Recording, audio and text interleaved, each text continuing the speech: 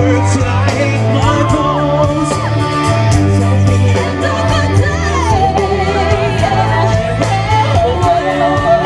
I go down my knees and I start to pray for the tears to run down from my eyes.